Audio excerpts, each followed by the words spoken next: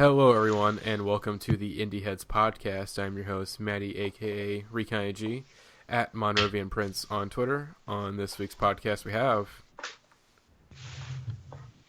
your boy Will for Thrill in the building. I am Jake, or Jamaican Hopscotch on Reddit.com, or at jwild55 on Twitter.com. Hey, Butt, or Orange Schmorange on Twitter, and I don't know what I am on Reddit. Hey, I'm in the nude. I'm at Joe Dweeb King on Twitter. So, finally, we have arrived. The final podcast, or the final Indieheads podcast of 2016, and the conclusion to our album of the year list. Very exciting stuff we have tonight for you guys. Also, before we get into the rest of our list, let's go through all of it until we get to our number 6, which we'll be discussing. Number 10, Nicholas Jar, Sirens, tied with Angel Olsen, My Woman. Number 9, James Blake, The Color in Anything. Number 8, Nick Cave and the Bad Seeds, Skeleton Tree. And number 7, Danny Brown, Atrocity Exhibition. So we discussed those all in the last episode, so now we're getting into our number 6 through number 1 slots. And at number 6 is The Hotelier, Goodness. The one emo. Wow. Nice. Is that the actual drum fill, or is that Yeah. or is that somebody drumming? Every year. My guess is that it was Jake. It was not me, but There's a kind of immediate hushing. Gosh. You fucked up. That's the review. Every year there is one emo album that has to make the list, and this year The Hotelier It Goodness got is the one that makes our list. And See, this is hardly an emo. I mean, it's emo basically as a genre is weird anyway. It's associated. You know, it's, doesn't. Yeah, I was just talking about some subreddit yesterday about how It is like, an album. people are from an saying emo like, band. yeah, I mean it's like because like it's hard to really say like a band's emo because of emotional lyrics because I feel like that's like a cop out. It's like a lot of music's emotional. Throwback And- to when emo wasn't real. So basically, yeah, it's not a real genre. But anyways, There yeah, is some- I'll get this one started. all right. So it was my personal album of the year. If you follow me on any social media, you probably already knew that. But I will say that this one was a close race. You know, some years there's just like there's a definite number one album. This year there are 2 albums I wanted to choose, especially the next we're talking about. I was tempted, but this one won ultimately just because I feel like it's the most complete, cohesive album I've heard this year. It's an album that they really just came into knowing what they wanted to do, playing every note before they got in the studio, and they got in there and just delivered exactly what they planned on doing, and it's wonderful. Basically, I mean, because if you've listened to Home, that heard it's a great record. I still don't really have a favorite between the two, but The Hotelier kind of really leaned on some of their mid-2000s emo predecessors like Brand New, Say Anything, Me Without You, Taking Back Sunday, just a few names that you can really hear in that record. But in this record, they kind of just do their own thing. I don't really hear many other bands in there. They're really just up the ante on every level. Like, I mean, I guess none of y'all really got this because you weren't really anticipating as much. But probably one of the best moments of the year was hearing Goodness Part 2 begin, because they released the Goodness Part 1 earlier as a single. So when you hear the Part 2 come in and it's the exact same song, just completely different, that's just one of those kind of moments where you're always like, oh, they're doing this now. they're doing it. They're doing it, folk. Folks. Folk. Anyways, and yeah, just a great album. I mean, I think just the songwriting is really great from song to song. They kind of, I mean, it's all the same style, but it's every track just feels like its own unique universe. Because the songwriting is dynamic. It's like Yeah, the dynamic structures of songwriting. the songs. Yeah, Yeah. exactly. They like I said, like the first song, like Goodness Part 2, they originally released as just kind of it's a 3-minute acoustic ballad, pretty straightforward. And then this one, they just start with those drums, those loud, wonderful, crisp drums. And Someone hit us with them. Yeah. And an immediate. Yeah, I just have hushing. the drums and the vocals, which are really disarming. And then like they come in a little bit, then they'll just drop back out again. Then when they finally hit, it's like We didn't talk about the intro. We skipped Yeah. the intro, and that's really important. Yeah, I mean, there's things like this, and of course, there's a cover art that you've probably seen by now with just the naked old people in a field, and a lot of people that turned a lot of people off, and I mean, not for bad reason, I don't think either necessarily. And the spoken word intro, which is just like a 50-second poem, didn't really make a lot of fans either. And like you go ahead. What do you have to say about here's it? the thing. What's the thing? And I'm Alex? sorry, I was spacing out because I'm sitting at my sister's desk and the computer just randomly turned on and I was really spooked. But anyway, the poem is great and it's beautiful and it kind of like, I don't know, like each sets the line tone. I feel like summates like a different theme on the album and like. You're absolutely right, Boom. And fucking Christian Holden is a wizard. Yeah, that's the thing. He's able to turn like as a writer alone, he's able to turn like lyrical cliches over onto themselves and make them feel like new and potent and beautiful. But like his vocals are so emotive and like they just sound genuine, and it gives like authority to what he says, I guess. I agree. This album, like you're saying, he's a very skilled lyricist, and it's very poetic a lot of the time. So yeah, it can't be taken literally. So it's hard to get really any true meaning from it. A lot of times, that's my favorite kind of lyrics, just because I just love the way it sounds. Well, you can't. It goes deeper than that. Like, yeah. let me pull up the lyrics to the intro, because I meditated on them for a while, because I thought they sounded dumb at first, and then I was like, well, maybe not. So give me a minute. You can keep going on. I just want to glance at them. Well, yeah, it's kind of like my album of the year last year, Divers by Johnny Newsom. She's not a lyricist that you can always get literal meaning from every single time. Oh, she's so good. She's so good, exactly. But like, it's just beautiful poetry with beautiful music, and it just like and the better than that.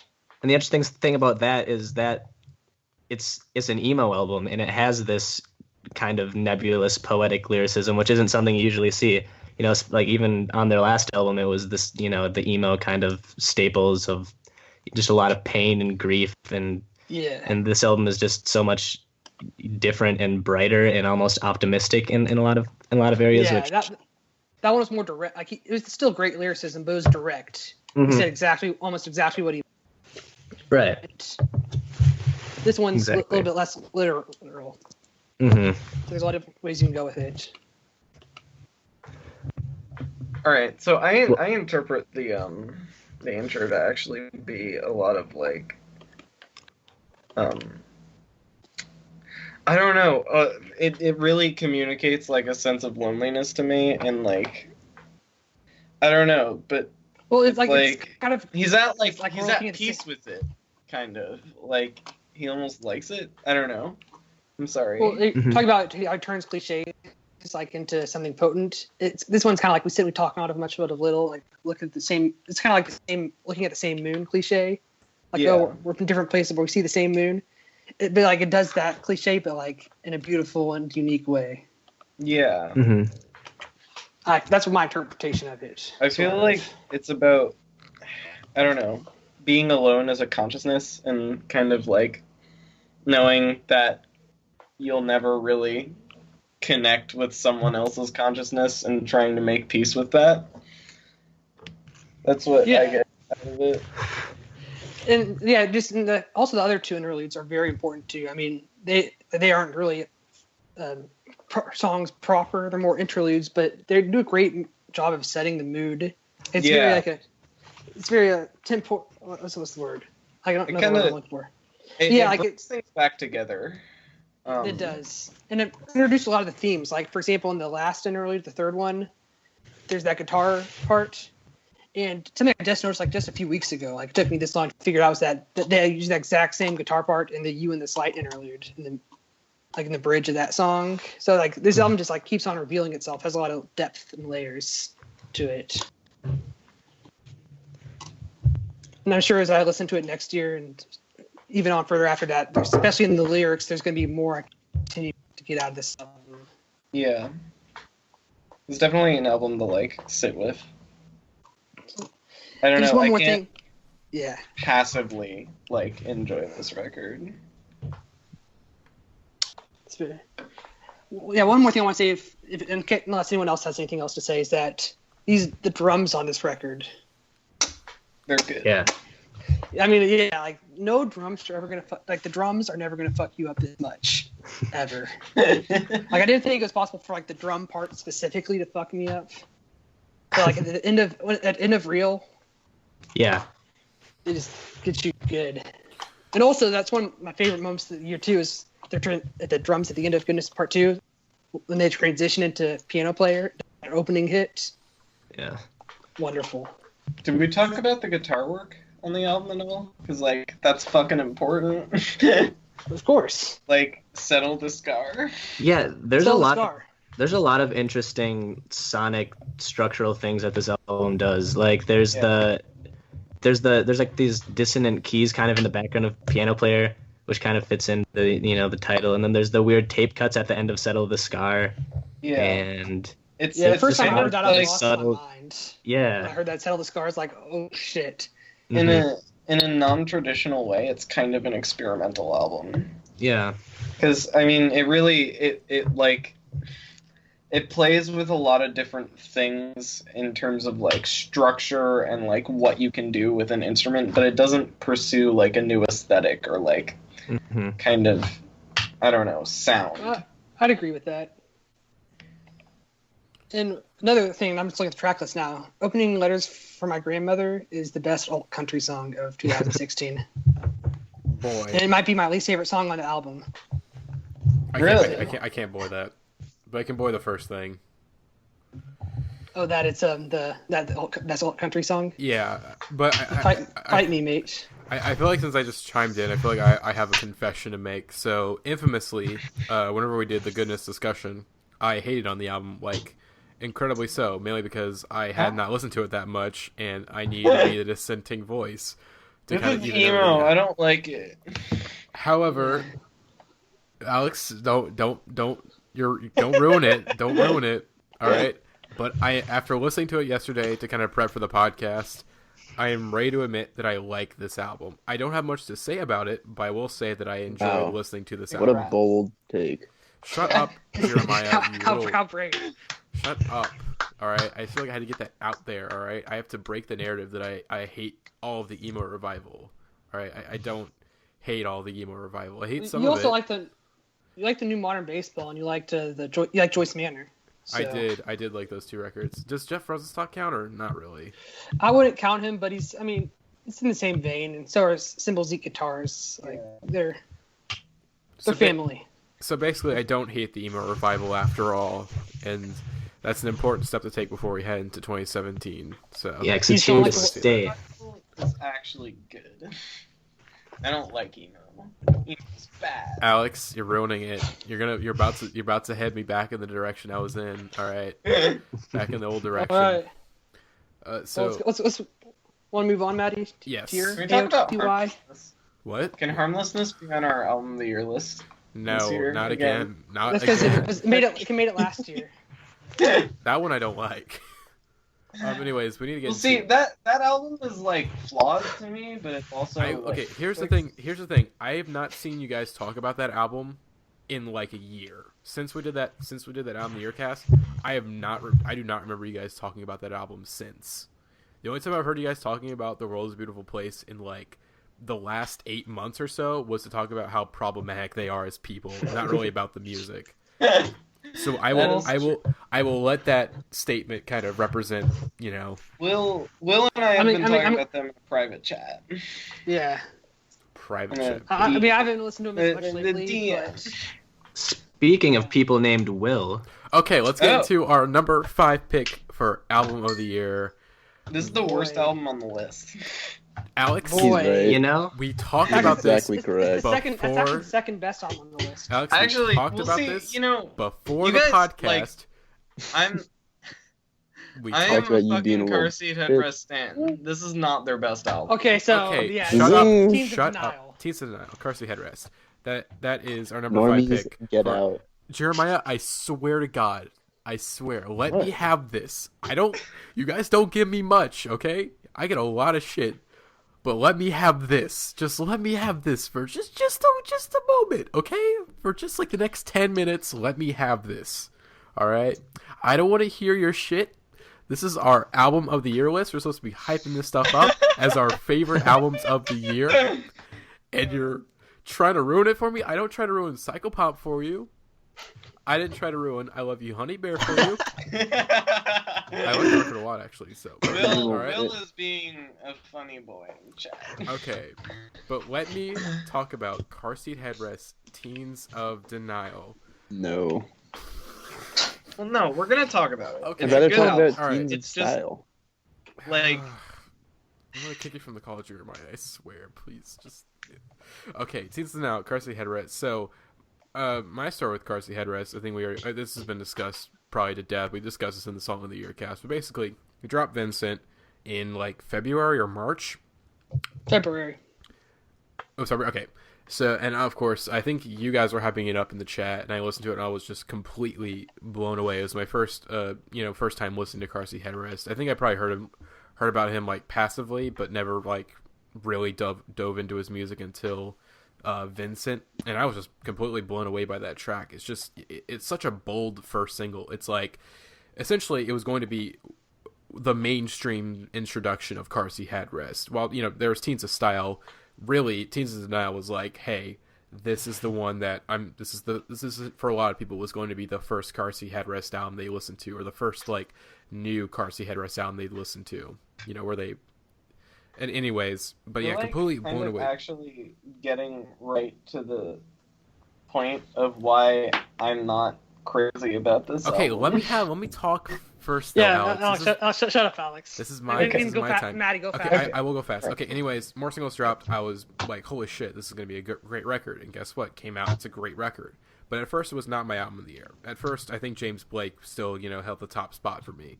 However, after Pitchfork Fest and just listening to it more and more, I was just like, this is my album of the year. And I think obviously, like, everyone's album of the year list, it obviously represents their taste in 2016. But I think my definitive album of the year represents kind of again my changing taste over the years. So in 2013, at the time, my album of the year was James Blake Overgrown. I think that represented me kind of. Getting more into basically not hip hop, and I think James Blake was kind of a culmination of a lot of genres, including R&B. Essentially, it was me getting out of hip hop and R&B into more indie stuff. 2014 was Swans to Be Kind. Basically, that's when I was like kind of straight up Fantano drone, just like really kind of valued what he said about music. That was the best time of 2014, though. So what To Be Kind? Wrong. Or the best album? I mean, To Be Kind is a great album. Trust me. And then 2015, it was, Kendrick Lamar to Pimp a Butterfly. I guess mainly just sort of, like me kind of becoming. Because you're a Fantano drone still. Yeah, pretty much. Yeah, still kind of a Fantano drone. And still a Pitchfork, kind of, basically every music publication drone. Still pretty much about that, like the narrative, like, hey, this is an important record. But I think Teens Now definitely represents me getting more like straight up into rock music this year, and also just me kind of. Being more of an individual when it comes to my music taste, kind of having everything, being more individualized and kind of setting my music taste more in stone of like, hey, this is like the type of stuff that I like. And right. So essentially Teens Now, there's really not much narrative to it. It's a I mean, there's the next funeral narrative. Okay, that doesn't count. I mean, there's the narrative. Actually, you're actually that. Yeah, I have to disagree with you on that one because there's the whole narrative of this being his studio original music debut after releasing 11 Bandcamp albums and coming to breakout success, releasing the undiscovered masterpieces and whatnot. Okay, there's a narrative, but it's definitely not as strong as like. Well, it's not like Kendrick Lamar. Like, yeah. Anyways, but I do love this record a lot, and I think there's obviously some criticisms. Basically, Alex and Jeremiah, I'll give you your soapbox real quickly. There is obviously some criticisms against the sound that do hold weight. It's like, it's not particularly innovative. Let me go in because Jeremiah just doesn't like Car Seat Headrest. This isn't entirely true. But it's not entirely false either. Well, you kind of, I mean, from what I gather, like you somewhat enjoy the music, but you hate like the fan base and also Will Toledo. And Yeah, that's about accurate. but I'm a big fan of Car Seat Headrest. And I respect that. And to me, this album, like, as much as he hasn't really done, like, classic rock in the way, like, he kind of did on this record, it feels almost like a regression, especially after How to Leave Town. And I think these past two albums, Teens of Style and Teens of Denial, have really just been about, like, establishing Will in the indie world and kind of, like, presenting him to us from Matador, and, like, it doesn't entice me. It feels like, I don't know, just another Car Seat Headrest album. And I don't mean that in like, I don't know. I think you're kind of right. But like that's like was actually his plan when he was writing this album. Like he was writing it concurrently with Hell in Town. He's like, this has to be my studio debut. This has to be like my acceptable. This is like the one album. Yeah, that's absolutely fair. I think he absolutely hit the nail on the head and hit out the park. Yeah, and I don't think his decision to make albums or make this album that's, you know, cleaner produced and is a little more concise, like shorter song lengths, is necessarily a reason to like write him off or anything. Because, you know, obviously he released like Twin Fantasy and Nervous Young Man and How to Leave Town, which, you know, are these kind of big drawn out lo-fi odysseys. There's a lot of songs with interesting structures and, you know, just really clever and emotive lyrics, and a lot of the stuff was written at the same time as Teens of Denial. But yeah, I think basically what you guys are saying is exactly right, that this was supposed to kind of be his like platform album that just got him attention, and I think it did a really good job, and I still think it's a good album. Like especially considering how prolific he is as an artist, that's something that I think is really impressive, is that he releases an album like every year, and I think they're all like pretty intriguing, and, you know, it's his music isn't necessarily like really super forward thinking or experimental. He's not like pushing a ton of creative boundaries or anything, but it's just like a great indie rock record. Yeah, that's exactly my point. I'm gonna take Matty's corner, because this is my number 2 album of the year behind Goodness. Yeah, exactly. I mean, this is the thing that like just Will Toledo, like he said, he made like his most accessible, his most like pop friendly songs. And he just like, I mean, it's just an album I feel like it's for everyone. It's that's why we were calling it The Next Funerals, because these are songs that, at least at the time, we felt like everyone could agree on. They're awesome. Mm-hmm. Like if I'm talking to a person, meeting a person and asking what kind of music they like, and they say rock, like if this is the album from this year, I'm telling them to listen to. And even the past few years, like this is just the rock album. Like it's a marriage of like indie rock stylings and classic rock stylings that just, it's really just like a tour de force of rock music. So like if you like the genre, you should listen to this album. Mm-hmm. It's definitely. I'll let you go. Oh, I was just gonna say real quick, and he still like didn't totally like the Ballad of the Costa Concordia is still like a 12-minute song. You're absolutely right. He still did a lot of interesting things with a lot of the songs. I don't think it's like a totally bland like vanilla indie rock album or anything like that. Yeah, but I mean, it's definitely in that direction. I think it's intentional. It has edge. And even like if you compare this, like essentially, if you guys already know, I think, you know, listeners, you probably already know this, or consistent ones. I work at an alternative radio station. And there is some really neutered, bland as shit rock music that gets played. Just like the fucking worst. What I like about the Car Seat Headrest, again, it's a record that, again, is both, again, more mainstream friendly, but doesn't, you know, it doesn't leave what makes Car Seat Headrest great behind. It still has a lot of edge and kick to it. You know, it has balls. Because there, again, even for, it's compared to, you know, his discography, it definitely is somewhat held back a little bit. It definitely takes a little bit of not nuance. I'm trying to think of it holds back a little bit compared to his previous records, but I think it doesn't hurt the record for that. It's just him kind of again tailoring it for more mainstream audiences, but also, you know, making sure to hold himself back where he doesn't, you know, kind of act on some of his more ambitious artistic. And I guess that's a positive for the album. Usually, you know, ambitiousness. If it's not ambitious, you know, sometimes I go, really, that's it. Like, that's all you're doing? But the way that Will does it on this album is very... Well, it works out very well. we're talking about like in like context of like listening to like How to Leave Town, but like these are still like ambitious songs. Oh yeah, like, definitely. Like Bob Boylan, like he was one of the people that really got Hype Machine going because back, like I think they were the ones. NPR was the one that released Vincent, and he just straight up said in that rap set, "This is going to be my album of the year."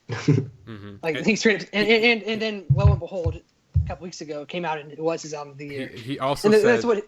He also said it's his like it's in his top 10 like favorite rock albums ever. I think he said that too. Yeah, so he's a huge fan. And something he says that's like how he knows about the albums that like how each song feels like you're listening to 4 or 5 songs because these songs that's really just like his entire philosophy for songwriting.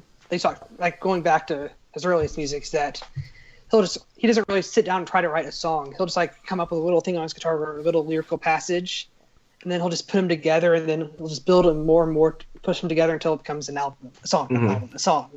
Mm-hmm. So that's why his songs are all really. Yeah, where was I going with that one? Anyways.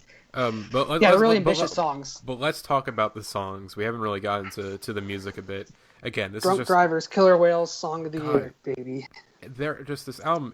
It's so and we already talked about how it's mainstream friendly, and I think mainly because it's so goddamn catchy. I think this is probably the first time since I've been keeping track of like my album of the year list since like 2013 that my album of the year is my most listened to album of the year. Swans wasn't most listened because it's 2 hours long. Like Jesus fucking Christ. Kendrick Lamar is it's an album that doesn't quite have so much replay value, but whenever you listen to it, it's very impactful. And Overgrown, I didn't listen. Like my most listened to album of 2013 was probably like fucking Childish Gambino. Like Jesus Christ.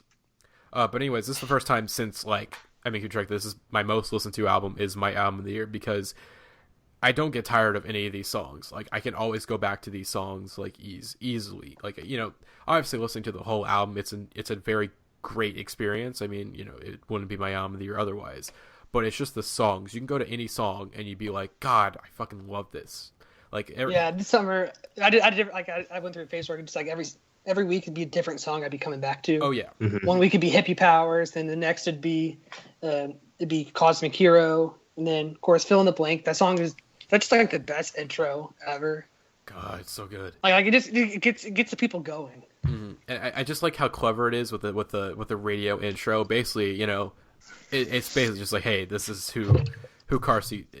For a lot of people, again, it's like who is car seat headrest. These guys? Exactly. Mm-hmm. And then they come in with that tasty guitar. It's like this is who this band is. And the drums come in. Shouts out to Andrew Katz for having the best social media presence in music. We gotta get Andrew on the podcast if we can. We gotta. I fucking love Andrew. His drumming on this record is yeah. That's something. Yeah, one more like the band. We haven't talked about the band. The band chemistry is great. Technically on Teens of Style they technically came in, but it's his first album with the band. All guns ablaze with Ethan and Seth and Andrew. Seth is only on one song. He's only on Unforgiving Girl. But essentially at this time it was Ethan, Andrew, and Will. But just the three of them. I mean, it's wonderful chemistry. They're all just like as characters. They're interesting, and yeah, they're awesome. I can definitely see this band alive. I'm glad he found like musicians to have chemistry with because I've been kind of on a kick of the Car Seat Headrest back catalog in the last couple of months, and I've been trying to find like live videos of him playing stuff before he signed to Matador, and he pretty much every video you'll find has a different cast of musicians, and a lot of them are just like really bad.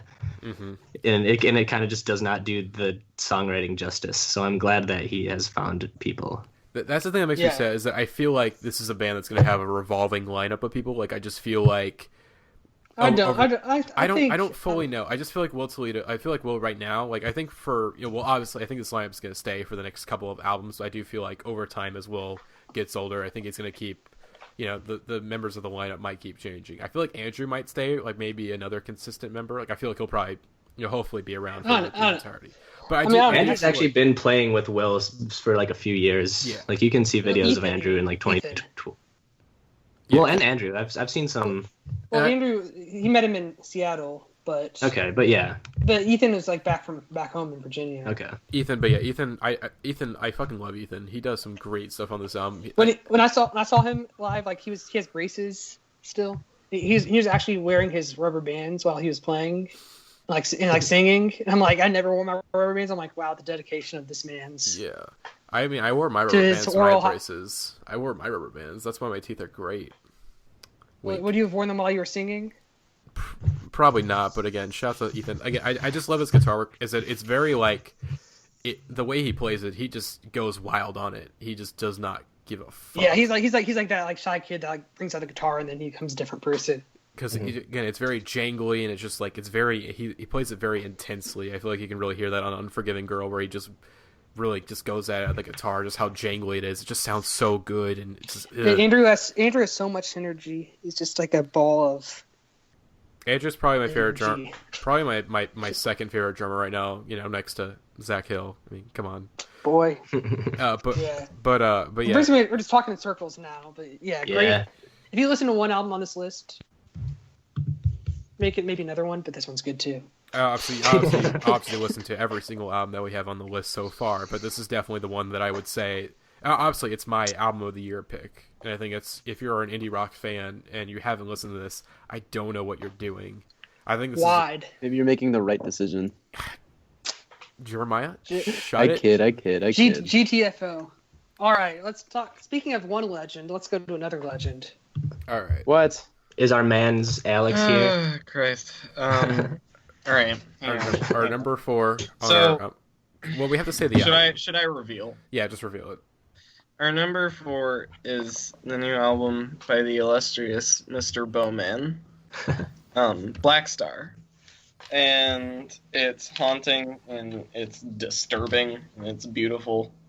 And I don't know how the fuck to talk about it. I wrote a lot of notes, but they're all kind of things that make sense to me, and I don't know if they'd make sense to anyone else. Much like the writing on this album.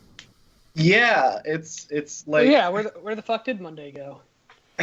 It's a lyrically dense record, and it's like coated with abstract messages about his own death, and like filled with... I don't know, see, not in like a literal sense, but it just... I don't know. There's a weird mysticism to this album, and it's not just because he died. It feels like... Well, I mean, remember things. You all remember when the Black Star video came out like last fall? Yeah. Like, I remember everyone watched that video and like we were just like we were like, what the hell? Like just the video and the song was like, what the hell is this man's up to? Like, yeah, it's like most prophetic, and it was like only woman needn't smile and all that shit. It was just all like, It felt like he was like writing his own mythos. Mm-hmm. And he is like there are a lot of throwbacks to his back catalog on this record. Like it is. The Black Star video contains like Major Tom imagery and fucking like the harmonica on I Can't Give Everything Away. Or the or even like shit. I think it's let me go to the track list real quick. I think on Dollar Days where it has that one part where it sounds like really industrial, like just that calls back to like Earthling. But anyways, so that's one thing is that like obviously his death has like dominated the dialogue of this album, and for good reason because he does predict his own death to talk about his own demise. But like I said, we all remember when that video came out before he died, when it was just first announced. I didn't think he was gonna die. We thought was holy hell. This is not even incredible. Wasn't my first thought. Just like what the hell is this? This is insane. It's sanity. See, we had no idea how to analyze that when it came out. But now that he's dead, it's like makes that's total me. That's like the most. A hero will take his place on the day he dies. Something. Like, No, to me, that song is kind of about like celebrity and kind of his position in the music world and just kind of I don't know his own thoughts on like how he's gonna get replaced and shit by like some other enterprising young man with or without a guitar. There's that Lazarus music video. I forget if it come out a few days before he died or a few days after. A few days before. Yeah, and then it's almost like literally him in his deathbed. Mm-hmm. Yeah. Well, so just all the right, but he died like the album came out on Friday. It was his birthday, and then he died on Sunday night. I remember that weekend, like those 3-day period. I remember all of us were just ogling over this album and how incredible and like how he didn't believe that it existed. Yeah, I think that's definitely. I think that's definitely the most like important thing that people do need to remember about this album is that like there was a period before he died that we were like, this is a fucking great album in like top tier, and it made sense because like even without the context. Well, yeah, even without the context of his death, like the lyrics still seemed to make like sense because it's just kind of this dark, like weird, like esoteric. "'Tis a pity she was a whore. Where the fuck did Monday go? Right. I can't give everything." It's like just like all this imagery. And it's all like, what the hell is he talking about? It's just like it was just it's just like something like some like whacked out dude. Right. It was all very nebulous. Yeah, this isn't like classic Bowie. Like this is not how Bowie. No. But by making an album that isn't classic Bowie, that is totally classic right. Bowie. Well, yeah, I mean, like, I wasn't criticizing that. It's that's what I mean. Though, like it would have been weird if he'd made an album that sounded like one of his past stuff. I feel like, yeah, obviously, like... You know what the songwriting kind of... Or, not the songwriting, the lyricism on this album actually reminds me a little bit of. Like, it's not the same, but I'm just talking about within his discography. Like, Joe the Lion from Heroes. Because that song is, like, this weird combination of, like... I don't know. It's got strange imagery to it, and like there's just a lot of these songs I get the sense that he's like almost trying to have a conversation with someone, like Dollar Days. I can hear that. And Sue and fucking hang on,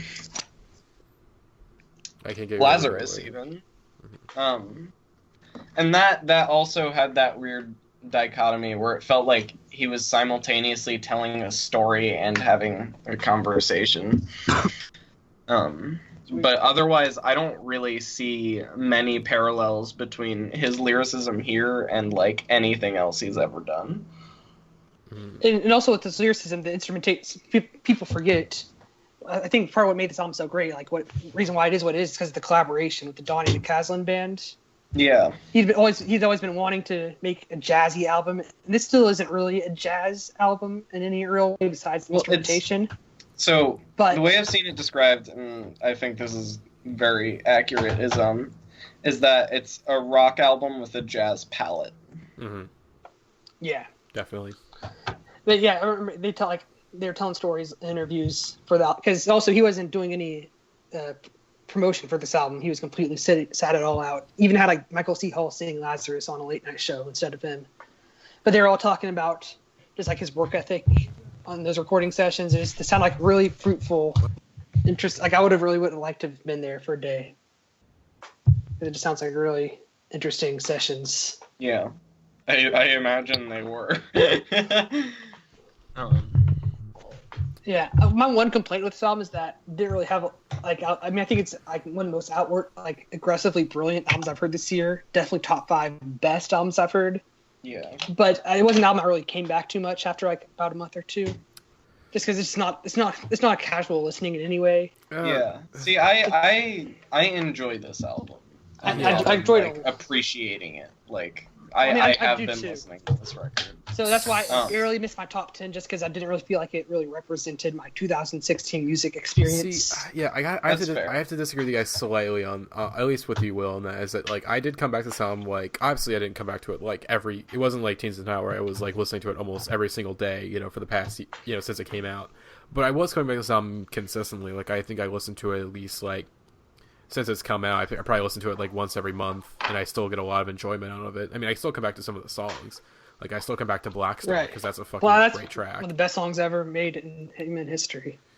Or, yeah, see, I think the track of Alex, yeah. Here's my scandalous secret, is that every once in a while, not often, but every once in a while, I will start this album, but skip Black Star.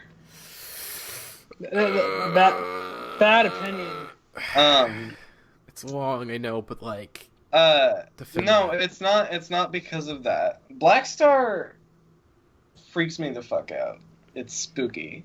And like the heart of this record feels like it comes after that. Like it's a brilliant intro, and I think it's critical to the album. But like I love just diving into the weird, like intense jungle of like sax and guitar and bass and everything else. Like just by starting out with "'Tis a Pity She Was a Whore," but like. Obviously, Black Star is a critical part of this experience. Mm-hmm. I mean, sometimes I choose to skip it. See, it's my favorite track on the album, so I don't skip it like at all. I just love it so much because really it was my first it was essentially my first Bowie track it was a track that got me into Bowie. Really? Whenever it came out. Like, I didn't get into Bowie until, like, again, Black Star came out, was completely blown away, was like, shit, I should probably go listen to, like, a ton of his discography. And I got into him, before he died. Really, like, just months before he died. Which my first Bowie track, Dance Magic Dance. Wait, what album is that on? Ziggy Stardust on a Guitar Hero. Fucking watch Labyrinth, you fucking punks. Oh, I never watched Labyrinth. Man, my parents were lame, dude. Labyrinth. You know what? It's amazing.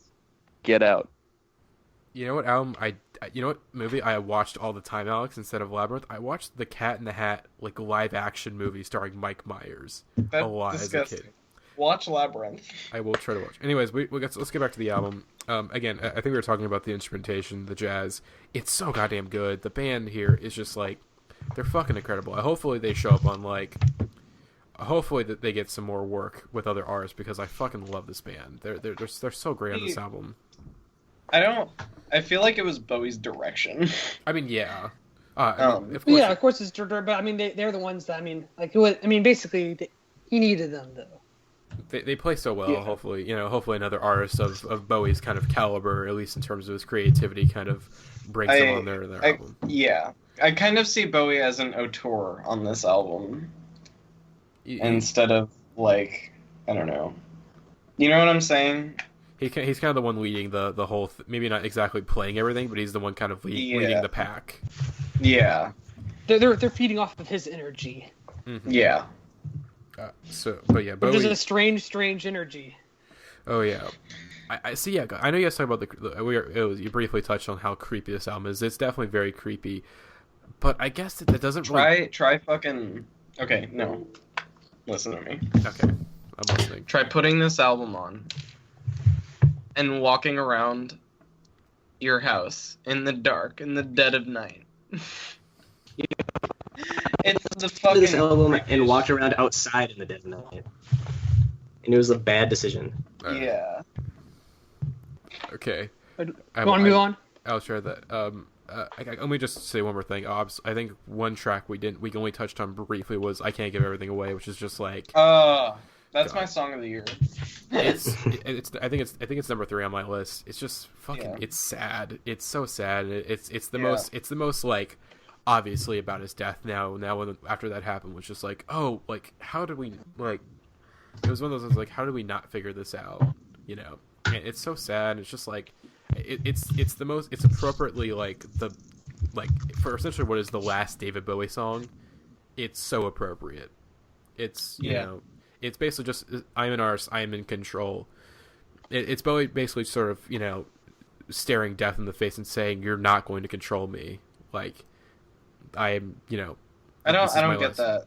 I don't get that. Maybe it's basically it's such a definitive like closing statement to his career, pretty much. It's confident, but I always get like the vibe that he was feeling kind of scared. I mean, obviously he's not scared. I mean, he's still very. Let me try to explain that. He's obviously fearful, but he's not cowering in that fear. He's ready to. He's ready to face death. He's ready to face death, but he's not letting it, he's not letting it, he's going out on his, maybe, I guess, somewhat on his own terms. Not exactly, but it's just sort of like, hey, I know you're taking me, but you're taking me on my own terms, essentially. I don't know. This might just be me, but I like, on like the last chorus when he's repeating, I can't give everything away. I don't know if it's just me, but I think when he says the last away, it kind of like, he kind of draws it out. And to me, I always imagine him like, flying into space as he says, I can't give everything away for the last time, and just like departs Earth. I mean, shit, you wouldn't be wrong. That's good imagery. That's very good imagery. But I have trouble separating my own experience from that line, because to me, whenever I listen to this record, it feels like he's trying to make grander statement about life, or like an answer to one of those like stupid ass like what is the meaning of life type of questions that you'd only think about when you're a child, or like a feverish bout of anxiety at night, like, and just didn't know how to communicate it. I don't know. That's very Damn, Alex, you can chill with the diss tracks over here. all right. Taking shots at the entire podcast. All right, we should move on. Fucking animal. I think Speaking. Let's give Jeremiah some. Jeremiah, finally, you're giving you the lead on this one. So, all right, it's game time. Quick little recap before we get into number 3. Number 6, Hotel We Are Goodness. Number 5, Car Seat Headrest, Teens of Denial. Number 4, David Bowie, Black Star. And number 3, Jeremiah. Frank Ocean's Blonde. One of my absolute favorite albums of the year. Definitely an album I think a lot of us were hotly anticipating. Mm. There's a lot to say about this album, but it's also an incredibly difficult album to talk about. Not for the same reasons that like Black Star is difficult to talk about, but because it's a pretty intensely personal work. It's a really personal listen, and I don't mean that necessarily in like a oh man like what's an album that like you can only listen Carrie to. and Lowell. Yeah, it's not like Carrie and Lowell. It's not like a Carrie and Lowell kind of album, but it's an album where instead of the storytelling that he would always resort to on his previous releases, he instead looks for it's the vague storytelling. Hope you're doing well, bruh. Hope you're doing well, bruh. It's about. I mean, it feels very confessional, but not necessarily in like a "this is my life and here's what I do" way. But it's an album that's hard to talk about because when you listen to it, it doesn't really feel like you're really like listening to an album. You know, it just kind of feels like you're doing the damn thing. Yeah, that makes sense. The album feels kind of like a movie to me whenever I listen to it. I almost said watch it. But I always feel like I'm having the same experience as if I like sat down and watched a movie. I mean, obviously with Frank, he loves movies. He's a big film buff. It's not surprising that it would carry over into his music work. I mean, Channel Orange also is a very like cinematic album in that feeling. Right, but sorry, this one's more complete and kind of further in that direction, though. Yeah, definitely. But I think a lot of Blonde that especially hasn't been touched on. When everybody when all the publications like write their year-end list for Blonde, they're all like, "Oh, he's so forward with his music," or like, "Oh, the nostalgia," and like, "Oh my gosh, nostalgia." And it's like, okay, guys, we get it. Like, yeah, but I think what a lot of people miss is, at least this is something that I want to talk about on the record, is there's this dichotomy. Obviously, there's a lot of dichotomies on the album. Those are incredibly prevalent throughout, you know, and but I think one of the big ones that people don't talk about, aside from like gender and gay versus straight and all those, I think the one that people don't talk about is the dichotomy of black and white, which is kind of like connected to, and both of those symbols are connected to like purity and impurity and all that fun jazz. So, especially songs like, I mean, Skyline 2 is the most obvious one with the Congo, and I think the Congo is, I don't know, my brother and I talk about this all the time, but the entire allegory to the Congo, of course, the Congo is Africa. The Congo is, I mean, in a sense, it's like home, but also at the same time, the Congo is, in Joseph Conrad, the heart of darkness. Like, that's where it's, I mean, That's where all that is. So, I'm having trouble talking about this right now because I've been really sick. I'll No. I got this. Let me finish this thought. But yeah, and I think with the Black Friday release, it became a lot more prevalent because the entire Black Friday thing was all about black. And you have Frank Ocean's hair. You have his hair on the cover. He's trying to dye his hair blonde, but instead it ends up being green. And obviously, blonde is a color that's often associated with whiteness. It's a hard album to talk about, as you can tell. But one sec. Someone else take over. I'll discuss the album. It was very high on my year-end list. Something that Jeremiah did not want to... We discussed nostalgia, and I won't touch on it too much, but I think it should be very clearly established that this is his most deeply personal work to date. Where on Channel Orange, I think he wrote that album in 2 weeks. It was very much about stories about other people, or really kind of taking a more third-person approach. Well, Blonde, it's a very it's personal in its subject matter, but still kind of has it's not like a totally first-person album either in that way. So it's still somewhat vague in certain details. It's more abstract in the way he talks about his past and his present, or really, and I think a unique thing that I don't remember who said this about the album, but the way he uses his voice, I think he uses certain vocal effects like to represent, a time in his life. So on Ivy, his voice is pitched up a little bit. Not really. I mean, that song sounds natural to me. It's not very pitched up at all until the very end. I mean, that song's pitched up.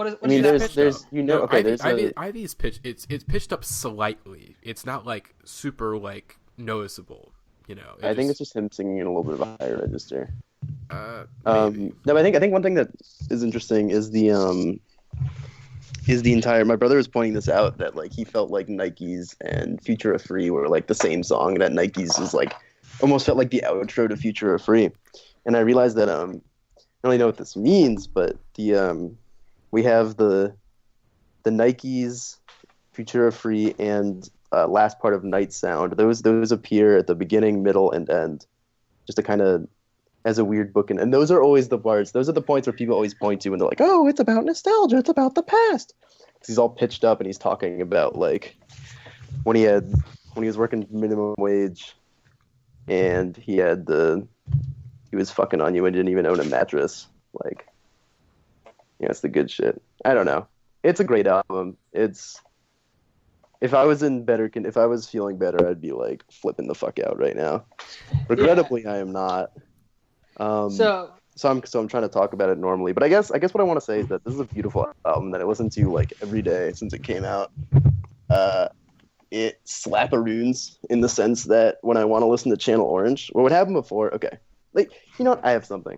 So before, when I'd want to listen to Frank Ocean, I would listen to Channel Orange. I'd be like, man, I want to listen to Channel Orange. I'm going to get my Lost, Pyramids, and crack rock vibes, I'm going to get that going. And then a song like Sweet Life comes on, and then fucking Super Rich Kids, and then Monks. And you're just like, what is this? I don't want to listen to this. I just want to listen to, sad boy music and be sad.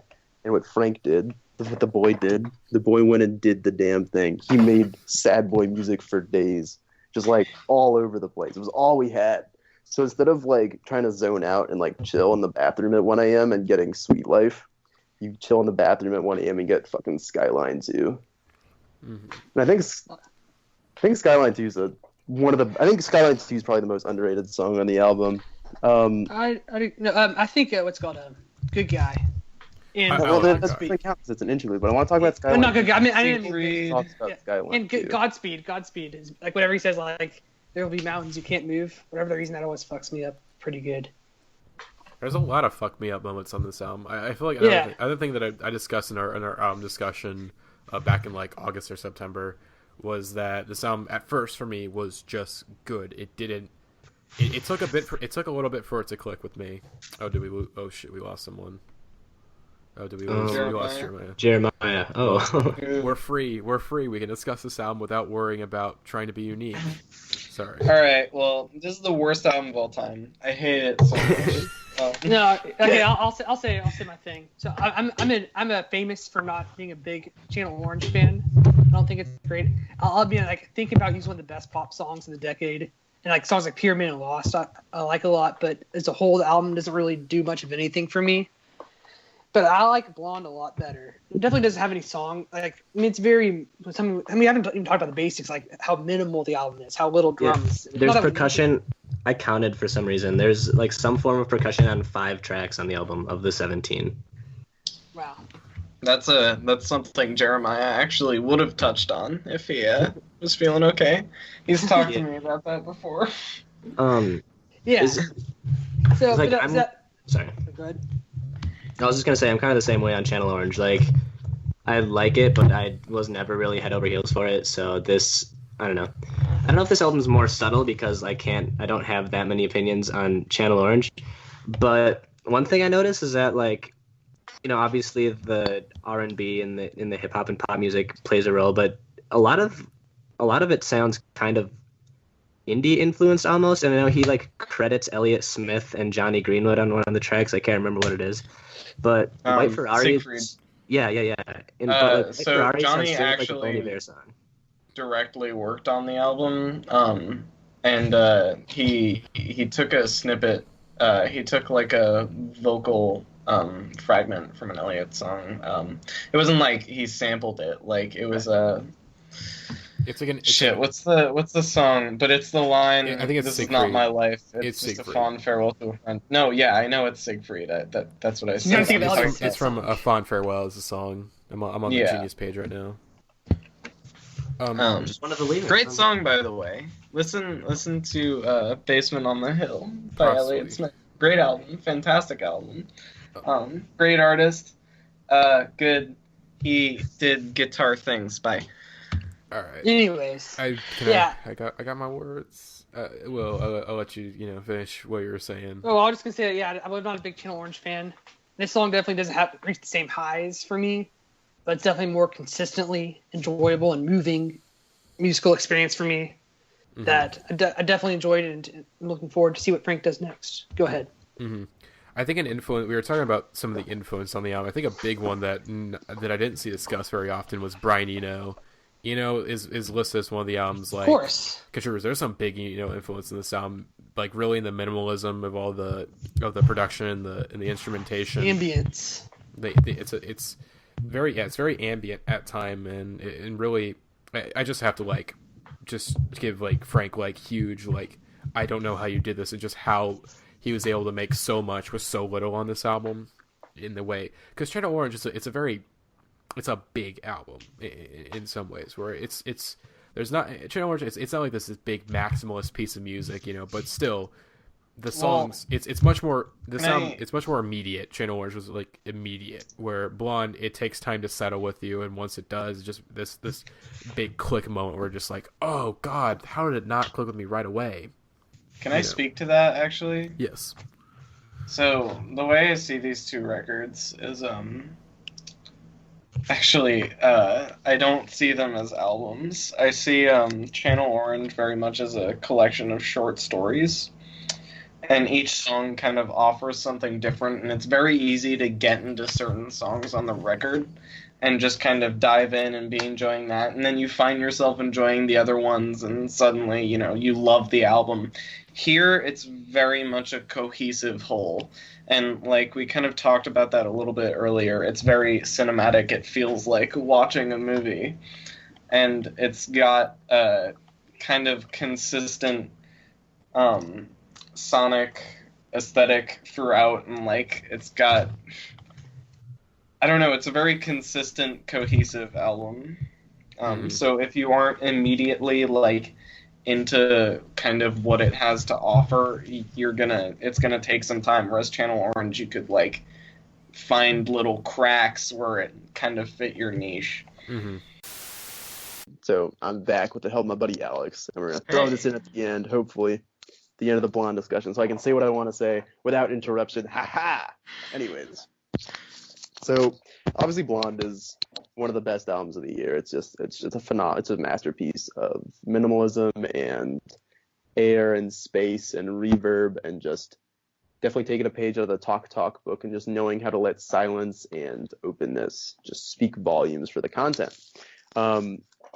And I think obviously that's a testament to the music and the lyrics and to Frank's voice and the way he uses his voice in lieu of percussion a lot of the times, especially on like a record, on a song like Solo, where there is little to no percussion, but instead his voice is able to carry the rhythm and is able to do it in really succinct and just phenomenal way. But a point of the album that no one ever really talks about, but I've noticed, and I finally found the words to articulate, is that I don't think this album at all is focused on the past like people think it is. People point to songs like White Friday, they're like, oh, this song is so nostalgic. Or they point to songs like Ivy, like, oh, this song is so nostalgic. Or they point to songs like Nikes, or songs like Futura Free, or songs like the entire album. And it's just like, I think you're actually missing the point. And I think the song that has quickly become actually my favorite song on the album, and one of the most underrated songs, and definitely one of the songs that really has the most, I think, juice and stuff to unpack, the stuff to say, but the rest of the album is actually Skyline 2. And obviously there's a lot of great nuggets on Skyline 2, like the entire motif for the Congo and the deer run across, kill the headlights, pretty fucking underneath moonlight. Now you're like, woo, yeah, you're like spazzing out here. But I think the lines that are really, really the most poignant on Skyline 2 are the ones that are like, summer ain't as long as it used to be. Every day counts like crazy smoke. And like, solstice ain't as far as it used to be. And those lines each came up. So the first line, summer ain't as long as it used to be, knocked my socks off when indeed summer was not as long as it used to be when I was a child. And the summer just kind of felt like it happened, you know? I was just there one day, gone the next. And, I was kind of meditating on that as I listened through. And then I finally picked up what he was saying when the solstice ain't as far as it used to be. And obviously that line, that's the one that really brought this all together to me. And I think this is what makes me think that this album isn't actually grounded in the past. It's grounded eternally in the present. It is infinitely in the present. And I mean, you just hear summer ain't as long as it used to be. Solstice ain't as far as it used to be. Solstice ain't as far, both, like, that, I mean, you can fit that anywhere on a timeline. Right now, I kind of understand what you're saying. You're like he talks about things that were in the past, but it's kind of how it's affecting him in the present. Or it's not even that, it's just how each thing that is in the past is simultaneously in the present. So when he says solstice ain't as far as it used to be, like, solstice was 11 days ago. It felt like solstice was yesterday. It felt like January. It felt like December 21st was, like, not too long ago, but it was a week and a half ago. That is, like, and it's going to continue to add up, and then the next solstice is going to come, and the next solstice is going to come, and it's all just going to keep coming and going and coming and going. And the other line in Skyline 2 that really strikes out to me is every day counts like crazy. And I mean, obviously it does. Every day does count like crazy, but it sort of speaks to this idea that, like, we live in our days, right? We live in days, and we live day to day. Each day, it might feel long or short. It might feel might take forever. But at the end of the day, the next day, that day will no longer be that long day. It'll just be a day added to your stack of however many thousands of days you've lived in your life. And suddenly, the long, torturous exam week becomes just a week, and a week that you've lived so many weeks in your life. And I think I just think throughout the album, most of the things are done in present tense. They aren't really done in the past tense. Like self-control, which people point to as being like, oh, he's like reminiscing about his first love. And it's like, no, I don't think he is. I mean, listen to what he's saying. Like, oh, you got somebody coming. How's the last for go? You spit in game. Oh, you got it. Like, it's all stuff that's happening. It's all stuff that's real. And yeah. This is an album that I listened to. I'm actually like, I've connected memories from earlier in the year before this album came out to this album. And I think and that might just be me, like, being weird, but it feels like this is an album that doesn't usually happen with albums. Some albums feel really grounded in the moment. Like, for me, Timba Butterfly and Life of Pablo feel like albums that are grounded in the moment. I hear those albums, I think, March 2015 and February 2016. But this one, I think, I honestly like feel like this album has been in my life forever. It feels like it's been in my life since I was born. And I think part of that is just the way he's able to use that space, use that kind of openness and reverb to create, just to create this illusion of time, but also kind of show this presentness. Every moment in the album I feel like is present.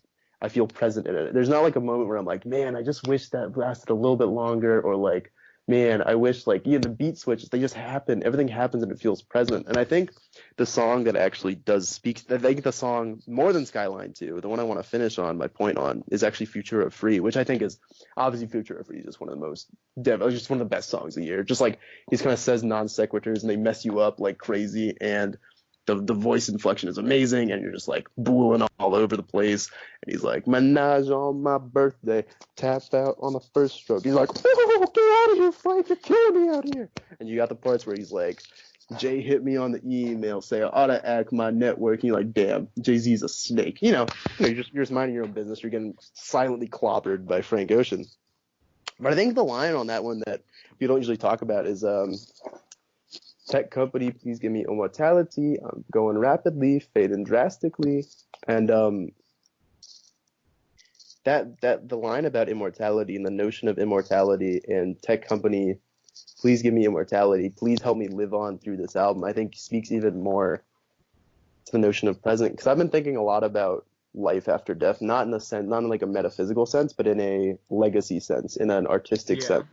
And I think he really hits the nail on the head in that when you're dead and someone is like reading your book or listening to your music, you're not like, you can't really appreciate the fact that they're listening to your music or reading their book. They can appreciate that they're listening to your things, but you no longer live.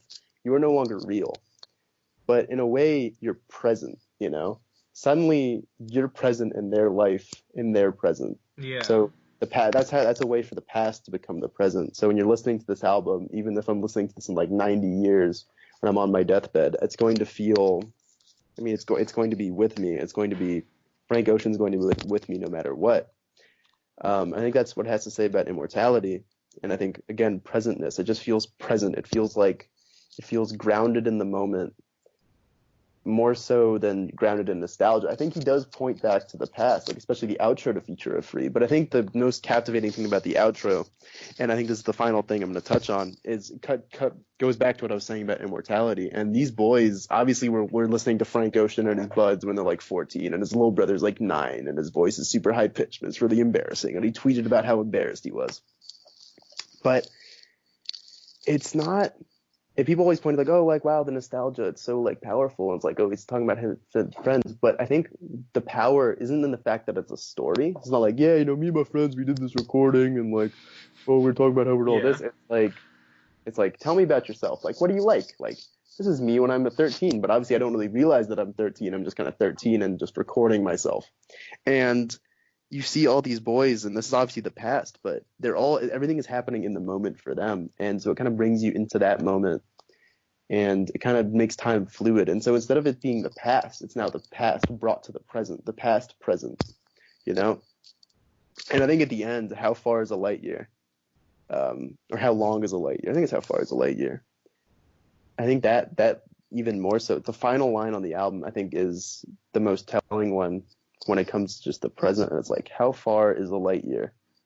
A light year it's simultaneously a measure of distance and a measure of time. Yeah. And if the present isn't, the past is always grounded at a moment. The past is always a moment. It's always grounded back there. It stays. That's why you can't pinpoint a person, because it's like a person is always moving. The past is always there. It's always there. But the present, like a person, is always moving. It's always going forward. It has both distance and time associated with it. And for me, that's just what this album kind of encapsulates. That's kind of what it hits. It just hits that notion of time and of presentness, and it touches on being present and what it's like to be present, and what it's like to be present even after you're gone. What it's like, even when the past is present, how we're always moving forward, and we're always kind of, I guess, or at least it's like the existentials would call it, we're kind of always transcending we're in a state of constant transcendence. Of course, it's very pretentious that I just brought up existentialist philosophy, but I don't know. I just think it's that's what's really most captivating for me about it. When I listen to it, I'm not thinking about like, oh, my first love. When I'm listening to Ivy, I'm thinking about me right now and how me right now relates to my first love in a right now sense. Yeah. And obviously, like, maybe that's I've kind of listened what I to this meant album. before.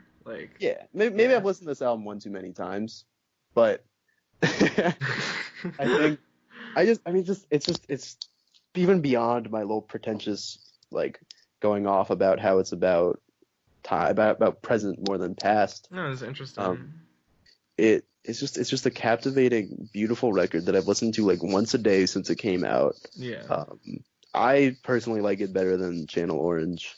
I think I'm confident to say that it's better. It's one of my favorites of the decade, easily. And it's a captivating record that touches on false dichotomies and touches on, and I think the title, people haven't really recognized, is that the title, more so than just talking about male versus female and the blonde versus blonde debate, it talks more about language and the nature and the fact and the part that language has to play in our differences, in our dichotomies. Because I mean, there's no word for blonde referring to not male or female. It's just blonde male or blonde female. There's no blonde neither.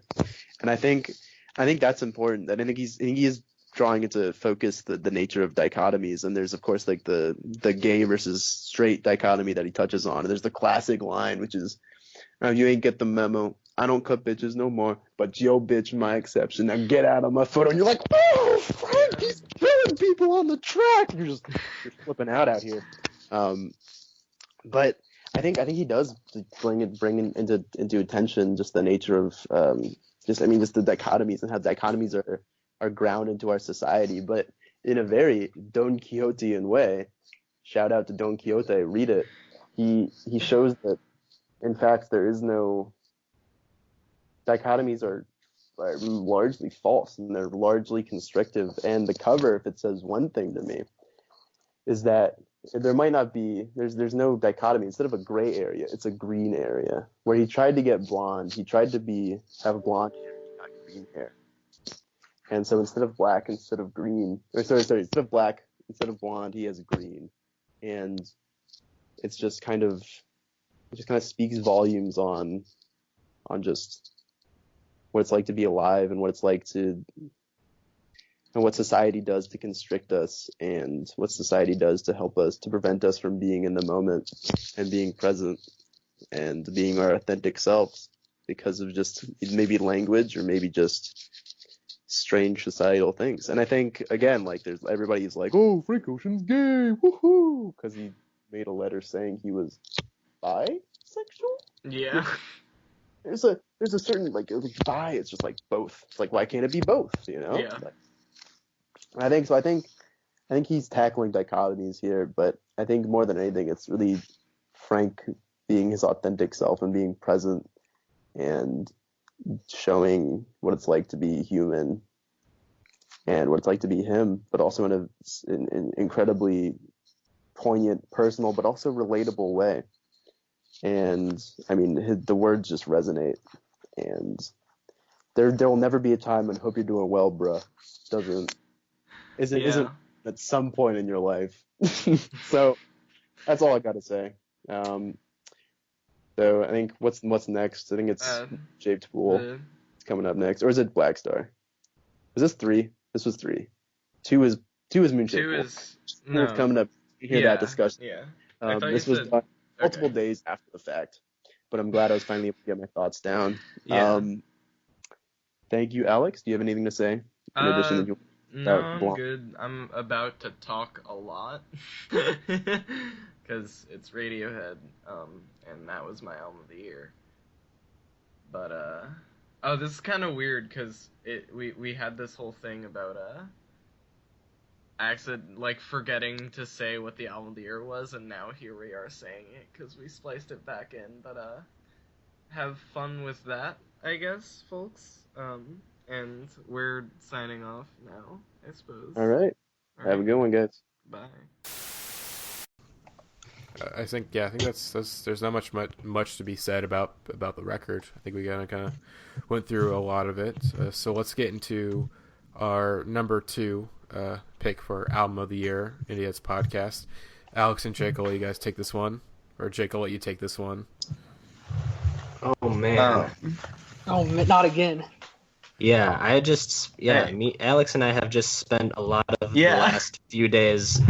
We got to bond over Tom York being a dad.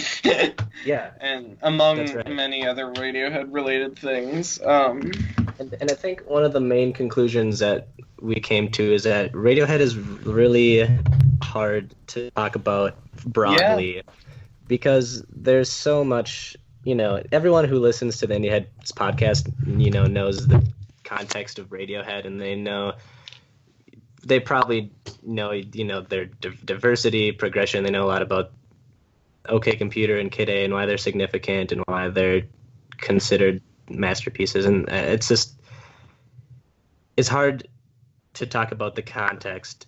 But A Moon-Shaped Pool, which is their 9th album. Do we say that that's what the album is yet? I'd say LP9 still. LP9. I don't think we actually ever said...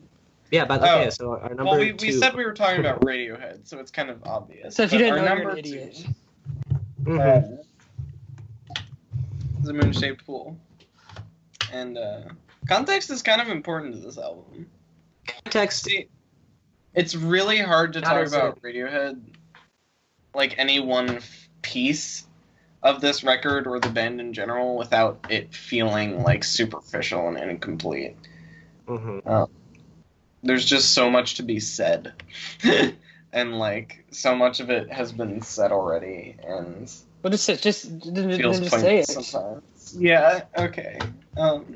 Well, Jake, where should we start? Okay. Well, I guess I'll spare everyone the 8 albums before this, but in between The King of Limbs and A Moon-Shaped Pool, obviously an important piece of context is Tom York separated from his partner of 23 years, Rachel Owen. Just from a band perspective during that time, they weren't like totally silent. There was a lot. Johnny was doing a lot of work with orchestras and like the London Contemporary Orchestra, things like that. And Radiohead kind of always has been enigmatic in how they've released their albums, and they had been hinting at something for a long time, and basically it all culminated to the release of Burn the Witch, which was their first single, and it was significant for a lot of reasons because, for one, Burn the Witch has roots very deep in Radiohead's discography. It was a song that had been known about for a long time, and it turns out did that for a lot of the album. That's something was previously released material. It's very much a fan service album because, like, at least I think half the album. It's like let's just count all the tracks. We got Burn the Witch. It's not true. Full stop. It's not true. What? What's not true? Okay. Yeah. No. So I hate this perspective where everyone's like, "Oh, all these songs existed before this album," but really it was just Burn the Witch, The Present Tense, and True Love Waits. The others were written during this cycle. No, but they had full. I mean, they had full stop. They'd already performed Full Stop. They'd already performed. Most of those songs were already in a post King of Limbs kind of era. Yeah. I think the only two that were. I mean, I guess. I mean, they all existed for this album. I mean, I guess you're right, but still, I mean, the point is that I feel like we'd had those 5 years, the longest wait for a Radiohead album. They'd been kind of in the ether of the Radiohead mythos, so we kind of become part of them already. Yeah. And yeah, I guess the most important one contextually is True Love Waits. I don't know, do you want to talk about that, Alex? I feel like you'd be better at articulating. I talked about this on the write-up. So, I don't know. This song hurts to think about.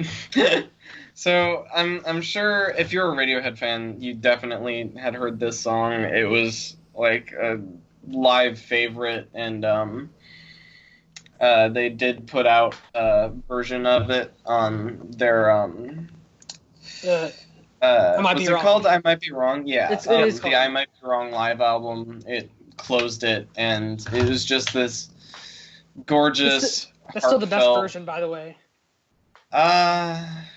They're just so. I can't choose between the two. As an individual song, I'll take the live version every 10 times out of 10, and twice on Sunday I'll take the live version. But in context of the album and the circumstances of it, definitely the album version was the way to go. Yeah, I kind of agree with that. And like Tom York said of this song and several other songs that they like Nude and other songs about how they need to the songs need to have a purpose. Yeah, they have to be right. Like they have to be right for this album. They waited 20 years to put this on an album. And if any time in their history to put the song out, they chose the right time. Yeah. I think if I was just gonna say, sorry. Well, without the context, they probably wouldn't have put it on at all. Yeah, because that's the whole. It just fits right in with the thematic arch of the album, because the whole lyrical hook and that song is, just don't leave, and then it takes on such different meaning from track to track. That's just a knife in the stomach now. I might be wrong. Love Waits is just like a dramatic, literal interpretation. Just don't leave, kind of begging her. It's kind of dramatic, all the lyrics in the song. It's kind of dramatic, infatuation, and he kept the lyrics the same. Obviously, she did leave by some. I don't know. It just makes it so empty and defeated, and it gives it so much more gravity. In our write-up, I called it a bastardization. And I stand by that very strongly. What about you guys? I mean that in the best way possible, but what were your first impressions of this version of the song and just the album in general? When the first time you listened to it? It hurt me, because I was still in a relationship, and in the early days of that relationship, I listened to the original version of True Love Waits a lot, and that relationship was starting to come to a close, and I could feel that, and it was just difficult, and I didn't like it. When I first saw it was on the track listing, I was disappointed just because it had already been such a staple in Radiohead's discography. I thought it was kind of dumb for them to add it on an album that late into their career, but as soon as I heard it, I was totally on board with it. Yeah, I just wanted to see what they were gonna do with it. What was your first impression? Just the rest of the album was your very first impression. Oh, I've never loved a Radiohead album on first listen. Mm-hmm. Yeah, I agree. This album I kind of have a weird relationship with because it's like we talked about, it's kind of one of their more subtle albums to date. Yeah. It's not definitely their most subtle. It's not aggressively brilliant or exciting. Not the kind of album you just turn on and it's like, oh my god, it's so. I would brilliant. Disagree. Well, I don't know. I know what you're saying. Yeah, the point is it's very brilliant. But I do too. It's not like you just put it on. It's like it's not like Kid A where it's like, oh damn, a masterpiece. No, this is it's not. It's a subtle, nuanced, personal, quiet thing. So it's very subtle. Yeah, go ahead. I was gonna say it's very subtle for me. A lot of the subtlety comes in the album sonically and how it sounds and how it's produced. There's just a lot going on that is not easy to pick up on immediately. Yeah. There's a lot of things going on in the background. Yes. It's kind of ambient in some points. If you listen to Daydreaming, and I don't know, there's all sorts of weird things with. Oh, one of my favorite things is on True Love Waits. You can hear the keys hitting the frame of the piano on the song, and it just makes it so delicate and so quiet. It's just little subtle things like that are everywhere. And especially with Nigel, it's always going to be very well thought out. But yeah, this album wasn't when I first heard it, I liked it, but I didn't anticipate it to make my top 10 or anything. I thought, oh, this is another solid Radiohead album. And even getting later in the year, I didn't. But let me keep going. I didn't think oh, this is a must-have in my top 10. But then I looked on the Last FM. It was my fourth most listened to album of the entire year. It's I guess I did listen to this album a lot, just because it just the album I threw on when I wasn't in the mood for anything else. Just because, admittedly, some of those listens are just kind of obligatory because it's Radiohead, so I have to listen to their new album. But still, like, it just got to a point where it's like, just because I mean, I want to call it background music, but just like, so, it's hard to explain. But just like an album you can just throw on a lot of the time, and you just experience it different ways. Like, I remember Chris Ott, about a week after this album came out, Chris Ott had his AMA on the subreddit. And someone, since he's famous for writing that, like, a King of Limbs review, not King of Limbs, Hail to the Thief review that got deleted and stuff, he was asked about this album. He says, he said that he hasn't liked any album since Hail to the Thief, which is kind of dumb, but bad opinion there, mate. But he's also like, I can't come up with an opinion right now. Like, I need like at least like a year and a half. I have to like live with this album. Like, I have to experience it through the seasons, like in different settings. Like, you have to live with it's not just an album and that's very much like, I agree with that perspective a lot. And like, it's become a part of me in a way that other albums haven't, I guess, you know? That's interesting. Yeah. It's like, just over time, it's kind of grown in its meaning, and like different songs. Like, for example, Tinker Tailor was Soldier, Sailor, blah blah blah. Rich man, poor man, beggar man, thief. Yeah, one of my least favorite tracks upon at first. But then, like, just like 2 days ago, like, I realized, hey, actually, this is the best song. So Shouts just kind of out like that. Eaton. Yeah. I mean, obviously the string swells. That's something like the strings on this album are great, wonderful throughout. Like, we expected something more chamber pop going into. I think a lot of people did, because we'd seen pictures in the studio of the strings. I'm working with them. I still kind of get that kind of vibe from a lot of the songs. Yeah. In fact, actually, Like, I'd say this is the best folk album of the year. Hot take. I in our When it notes, is folk, it is. When Yes. Jake and I got drunk and listened to the album, to try to do this write-up, like the first time we tried to write it. Yeah, this was like a before month we got ago. it. This is when it was supposed to be like December 3rd. I called it the best folk album of the past 10 years, and I don't know if I stand by that, but it's definitely... You also don't not stand by it. Yeah, exactly. Yeah, I mean, it's a lot. There's something just a lot of. It's like just naturally based on my taste. I think the more like the few exciting tracks on here, like "Burn the Witch" and "Identikit," are probably my favorites. But like I said, I mean, like, there's that lovely string swell in Tinker Tailor, and they just build up the tension, building up to that so well. It's just the little things, it takes forever to notice or appreciate on this album. Yes. The different songs, like Yes. I know, like Ruin Me was what's called Dex Dark. Oh yeah. I love that one. Like, Strike is wonderful. I wish they used more like choral parts, like just in general in their discography, because that was really nice. Yeah. Also, Desert Island Disc is a Nick Drake song. Yeah, Like I a get that. Basically. Later era Nick Drake, Yeah. which is like not a bad thing at all. Nick Drake is the... Oh, and one thing we haven't really, we touched on it briefly, but like the biggest motif on here is the 23 years and Half My Life, Yeah. which kind of refers to 23 years since the release of Pablo Honey. So there's kind of their commercial, like, of being a band in the public eye, and they're all in their late 40s now. So that's approximate to almost exactly half their life. Yeah, well, and 23 years with Rachel. Yeah. Mm-hmm. So it's kind of a reflection on it's their most reflective album. Just kind of looking back, it's kind of like you don't really get a conclusion of what, like, whether or not they're like or have regrets about the past 23 years, or if they're happy about it. They just kind of are reflecting on the fact that, like, hey, like, this crazy Radiohead thing has been half my life. Yeah. Just kind of taking a look back. And then another thing I like to always bring up about this album, and I feel like I'm being redundant just for how much I've talked about this album on different mediums, but just how personal it is, not like in and of itself, but just compared to what Radiohead does. It's because Kid A and Amnesiac, like, those are, obviously some of their most highly regarded albums, and they're just very, very not personal, and that's the whole point of the album. They're just detached and cold and humanless, and that's Tom York is just trying to take the personality away on purpose, because that's how it's feeling. And this album is just so exactly the opposite that I don't know. Definitely. I guess they've been. Go ahead. I was just gonna say they've kind of been inching this direction since, like, In Rainbows, but this one especially.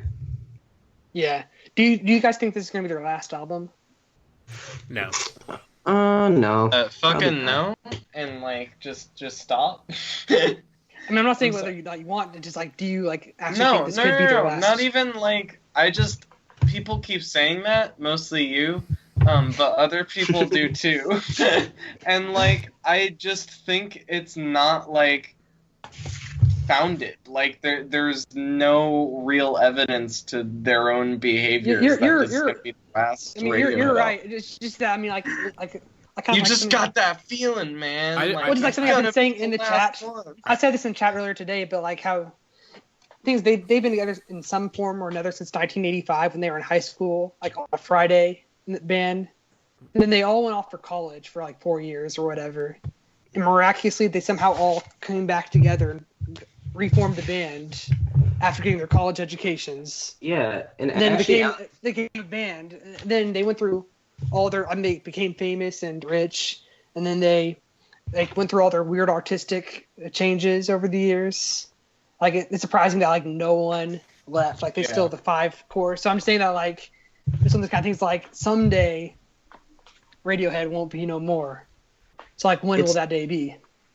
It's also crazy, and me and Alex and I were talking about this a while ago, and this is going to sound circle jerky, but like Tom York and Johnny Greenwood, and they went to high school together.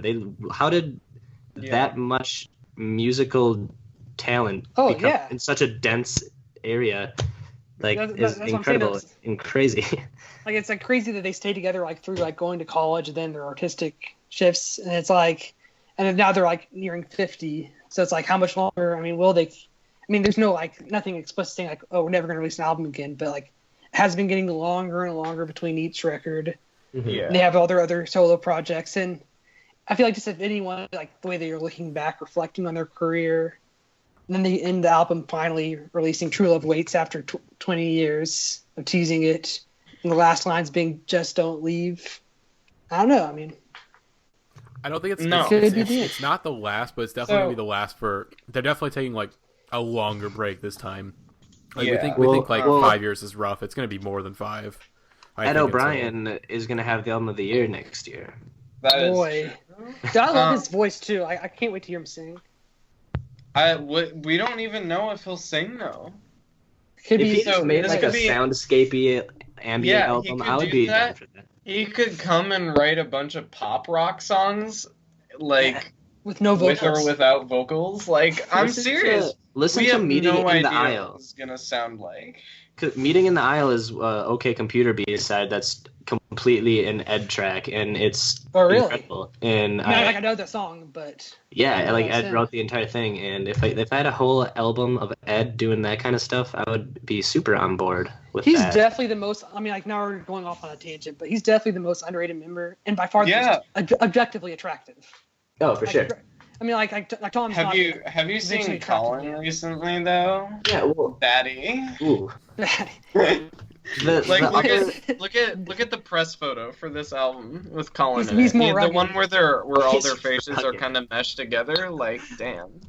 Yeah, well, it's because none of the members of Radiohead age at all, except Tom York ages like 5 times faster. Like he takes all of that aging energy, takes it on for himself. So we have a bunch of like 30-year-olds in a band with an 80-year-old shaman. Then Ed O'Brien is not Ed O'Brien. Phil Selway's looked like he's been bald for like almost. He's been since like when did he go bald? Like the Bends. Like the Bends, yeah. Yeah. So he's like look the same. I still like what's the name of their other drummer? The one that on the tours. Clive Dreamer. Yeah, like he's also bald. I watched they were touring with 2 drummers, and I watched like a video. I think it was like I don't know if it was a late night performance or something. This was like around like the King of Limbs era. I thought there was like a giant mirror on the stage or something because they were wearing like the same outfit and they've got similar. I just discovered some important content, and I think. People say that Kid A is a concept album about the first human clone, and I think that has to be what it was happening between Phil Selway and Clive Deemer.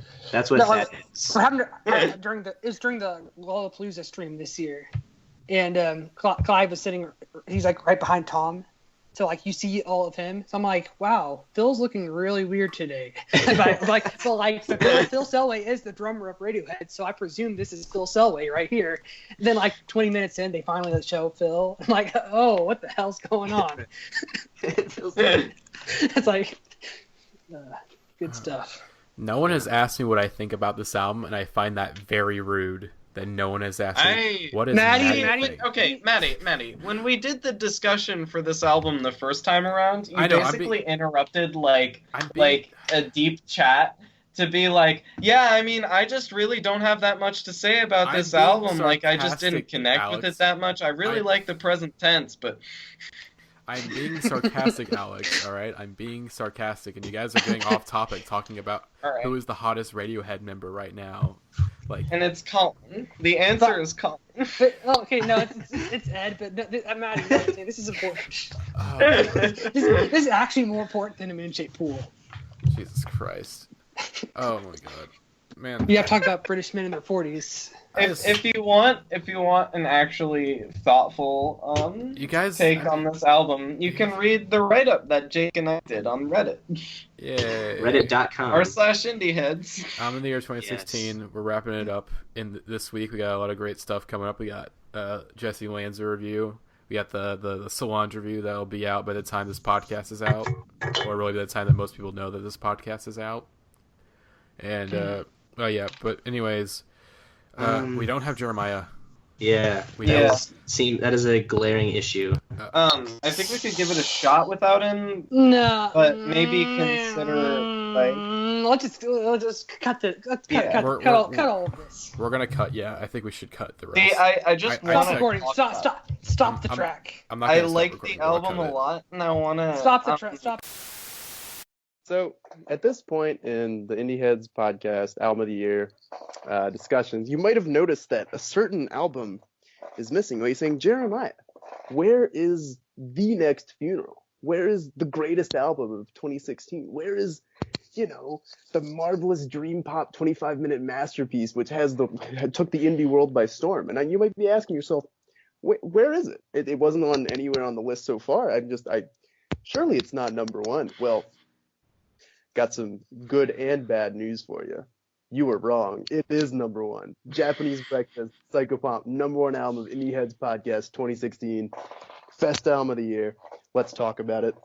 Joined today with AJ and Alex. Hey. Say hi, gentlemen. Psychopomp Squad, we here. Psychopomp Squad, boom up.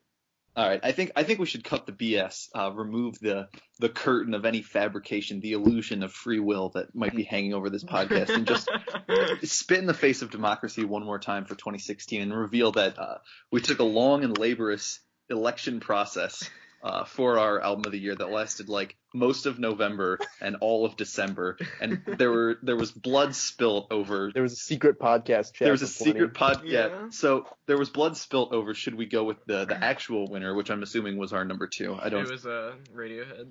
Yeah.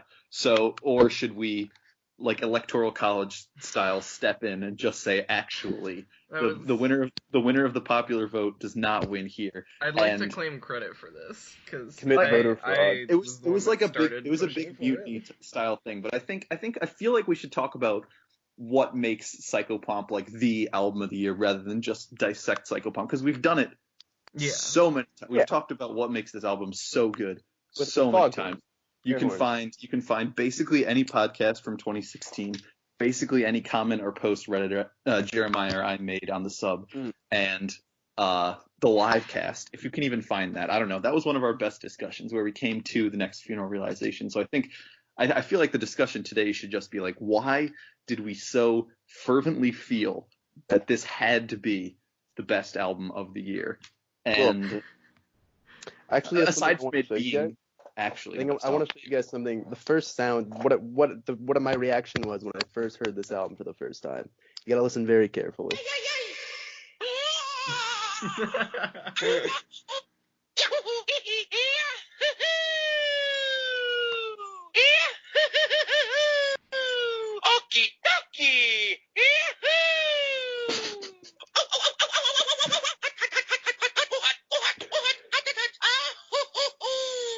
So the last part is me at the very end of 777 when Ow, ow, ow, ow, ow. But in the night, she's someone else. And it's like, in this album, what can you say about it that hasn't already been said? I want to talk about the grassroots effort that took place to get this album to be number one on the Indieheads podcast, and also number one on Indieheads Twitter. I don't know if you guys have noticed, but end of the year listen coming out on Twitter. Taken over. It's taken over. Just. So I mean, it's the Psychopomp in a way to me is a warden of this long gone idea that you can't like make a great album without the narrative behind. Like, you can only be doomed to be a good album if you don't have like the indie narrative, and how we sort of lost the idea of indie music with like big blogs and tours and album rollout and shit like that. How there's like this whole big laborious process. You don't get anything that just comes out of nowhere and fucks everything up like you get Psychopomp. But Psychopomp literally came out of nowhere. It really did. Fucking destroyed. I still remember that week. It was the last week of March, and I think Friday was April 1st, which is when it came out. And we were just kind of minding our own business. There was the New Music Friday. The Frankie Cosmos album came out that it did, yeah. The Frankie Cosmos album did come out that pretty day. Boring, honestly. I was not a fan. I liked the first 2 listens, and then I haven't listened to it since. Yeah. But and so I was just scrolling through the list, and it was like Japanese Breakfast, Psychopomp, and I looked at the cover, and I was like, I'm in. You're like, yeah, I'm in. I can do this. I'm in. Let's do it. I think I listened to Laura Gibson first, and I enjoyed that. I haven't really revisited it, but AJ over here, AJ was like, bam, bam, bam, bam, bam, bam, and I was like, yo, this dropped everything that I was really good, and I was like, this is actually really, really good. Why have I not heard about this before? And the thing is that it is this like new album. And then another reason is it's the gift that keeps on giving. It gave so much throughout the year with those music videos, the audio tree sessions, seeing her live, this last tour here, the build up to LP2.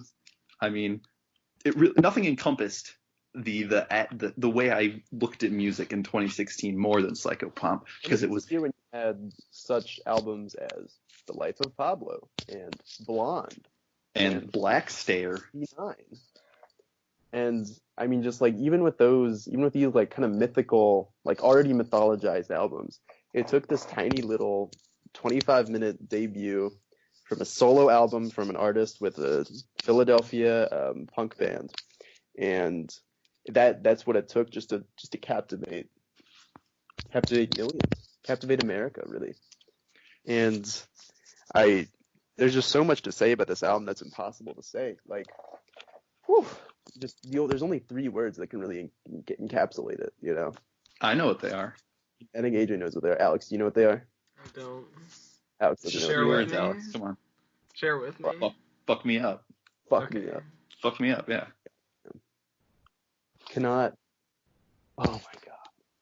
It really does pack in all of this emotion that you don't know exactly where it's coming from, just because it's so foreign, sort of. And I mean, it really is just a powerhouse, an emotional powerhouse that we need to champion in 2016, the savior. I think like... obviously Brandon Wardell just like an hour ago tweeted a picture of him listening to Everybody Wants to Love You. And I kind of had this revelation, which is that I think this album is going to be indie canon in 10 years. Like, mark my goddamn words. Japanese Breakfast came to blow up. I was like, this band is phenomenal. You know, the other band is phenomenal. Japanese Breakfast. I was just kind of like shook there for a second. I do think this is a huge jumping off point. People are going to be looking back at this one, and it's going to get a 10. It's going to get a 10 retrospect review for its reissue. Reissue remaster. The reissue will almost certainly have the Robot Love Song on there, on that reissue. Oh, I cannot wait for the Robot Love Song. The thing is a bang. I need this. That's the new Wolves. I need the studio version of that ASAP. Do you think it'll be on the next album though? Like, she said it's gonna be her next music video. I think. Oh, she hinted at it. She said my next music video vibes were like pictures. Oh, I remember that tweet. Yeah. Yeah, it was a picture from Pacific Rim and this I don't know what that is. I just remember seeing like a fucking Gotta be mech that, suit. though. Evangelion looking shit. Bruh. I want to talk about our album of the year write-up, AJ. Oh, it's the greatest thing ever. It's the best greatest Reddit thing post ever. of all time. Unfortunately, we just learned a hot second ago that the Radiohead write-up, unfortunately, surpassed. Had surpassed. Well, that's because it was less controversial. It's true. It had more name recognition. Yeah. Let me go check the. Hold on. I believe it has like a 75% upvote rate. That's how you know it got love. We actually changed lives with that. It felt like every other day I would get a username mention talking about how my write-up was like. They were like, hold on, this is actually pretty good, not cringe at all. Not cringe at all. And they were like, this actually changed my life. And then there would always be someone who'd be like, I didn't read it, but I listened to the album and I loved the album. Like, what the hell, man? That's all it takes. That's all it takes, though. It's the kind of album where you're like, it's indie music more than anything, more than politics, more than I don't know, something else, more than some other comparable grassroots thing. Is the most grassroots of all of them. It's like, just give it a listen, man. You never know what's gonna happen. You never know what you're gonna like. You know, like the new Radiohead album, you know you're gonna like that. The new Kanye West album, you know you're gonna listen to that.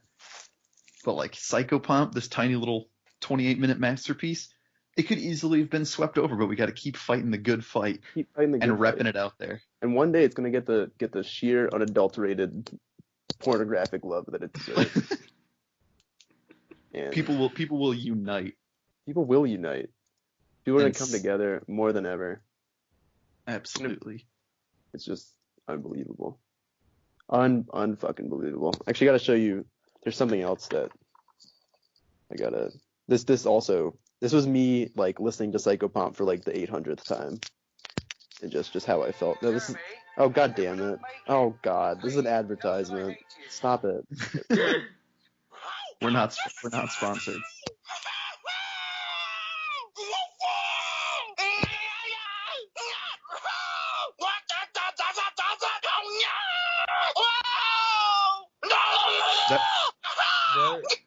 So at the end of the day, I mean, is that Funky Kong? It was Funky Kong. Okay. Yeah, I know. I understand. Oh yeah, it's Funky Kong. So at the end of the day, take us home. At the end of the day, Psychopomp is the best album of the year, and really one of my favorite albums of the decade. And we obviously meme a lot about it. We talk a lot of like Circle Jerk, and we just kind of hype it up. Because I mean, it is the greatest album of all time. Let's not get anybody twisted. It's the next Funeral, damn straight. Fuck me up, all over the place. But at the end of the day, it's just a marvelous masterpiece. It's 25 minutes of love, compassion, grief, toothbrushes, breakfast, and just the ability of life to overcome death, but also accept death for what it is and bring death into immortality in its own kind of way. Because she really does immortalize her mom, and she also immortalizes herself. And like 100 years, if the Earth is still around and this is still getting listened to, I mean, the job is done, and the Psychopomp has become the Psychopomp for not just the artist, but for everyone who's listened to it. And I think it's a really, really powerful record, and it's definitely one of my favorites of the year. It is my favorite of the year. It's one of my favorites of the decade by far. Oh my gosh, phenomenal! I think it's only going to keep climbing. It's only going to keep getting better, and I think more and more people listen to it, more and more word of mouth. It's going to take the world by storm, and I think LP2 is going to be unbelievable. I think people are going to get hyped about it. That's the one that's going to make waves next year. It's going to be like, hold on now. There's so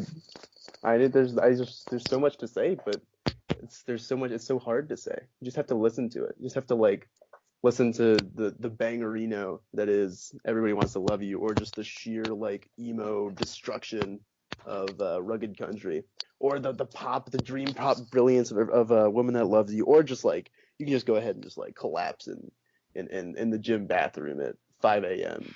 to heft if you wanna. If you want to, you don't have to. You don't have to if you don't want to. You should. Always ask for consent. In my opinion. Always ask the gym bathroom for consent. All right. That's the number one album right there. That's what you fucking do. That's how you put it down. And thank you guys for listening to the Indieheads podcast through this tumultuous time. I know that there was a lot of suspense over whether or not Psychopomp would be the album of the year.